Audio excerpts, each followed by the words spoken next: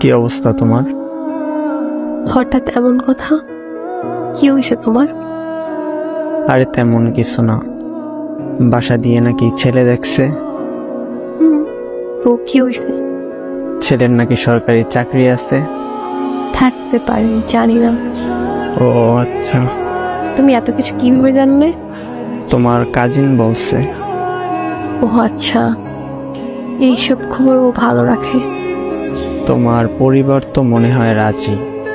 কি করবে এখন? আমাদের সম্পর্ক কি এখানেই সমাপ্তি? এই শোন, বিয়ে আমি করব, আমার পরিবার না। আর তোর এত কিছু কে ভাবতে বলছে? তোর সামনে পরীক্ষা, তুই পড়াশোনায় মনোযোগ দে। আমি তোর ছিলাম, তোর আছি, তোরই থাকবো। তুই পরীক্ষাটা দে আগে, তারপর হাত ধরে নতুন জীবন শুরু করব।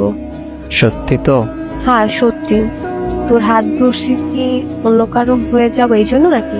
শেষ অব্দি তোর সাথে থাকবো, এটা মাথায় রাখ। পড়তে যা এখন। আচ্ছা।